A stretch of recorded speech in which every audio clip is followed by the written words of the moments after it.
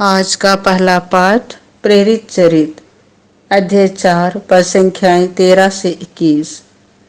हमने जो देखा और सुना है उसके विषय में नहीं बोलना हमारे लिए संभव नहीं।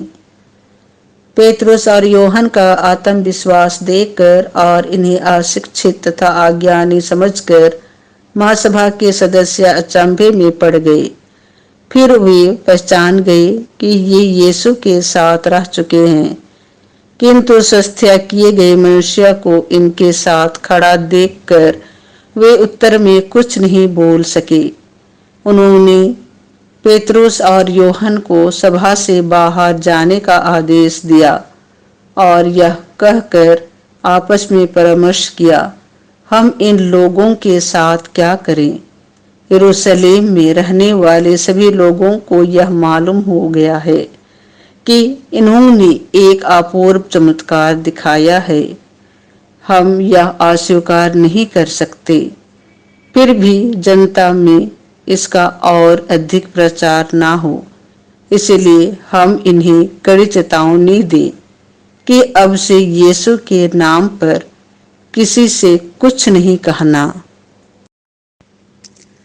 उन्होंने पेतरुस तथा यूहन्ना को फिर बुला भेजा और उन्हें आदेश दिया कि वे न तो जनता को संबोधित करें और न यीशु का नाम लेकर शिक्षा दें। इस पर पेतरुस और यूहन्ना ने उन्हें यह उत्तर दिया, आप लोग स्वयं निर्णय करें।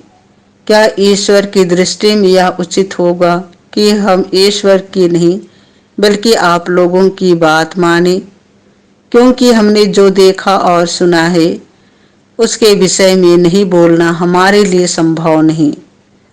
इस पर उन्होंने पेतरुस और यूहन्ना को फिर धमकाने के बाद जाने दिया। वे नहीं समझ पा रहे थे कि उन्हें किस प्रकार दंड दिया जाए, क्योंकि उस घटना के कारण सारी जनता ईश्वर की स्तुति करती थी। यह प्रभु की वाणी है। संत मार्कुस के अनुसार पवित्र सुसमाचार अध्याय 16 पद संख्या 9 से 15। संसार के कोने कोने में जाकर सारी सृष्टि को सुसमाचार सुनाओ। यीशु सप्ताह के प्रथम दिन प्रातः जी उठे। वह पहले मरियम मगदलेना को, जिससे उन्होंने 7 अवधूतों को निकाला था, दिखाई दिए। उसने जाकर उनके शोक मनाते और विलाप करते हुए अनुयायियों को यह समाचार सुनाया। किंतु जब उन्होंने यह सुना कि यीशु जीवित हैं और उसने उन्हें देखा है, तो उन्हें इस पर विश्वास नहीं हुआ।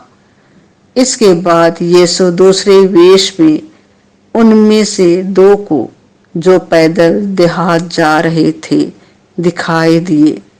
उन्होंने लौटकर शेष शिष्यों को यह समाचार सुनाया, किंतु शिष्यों को उन दोनों पर भी विश्वास नहीं हुआ।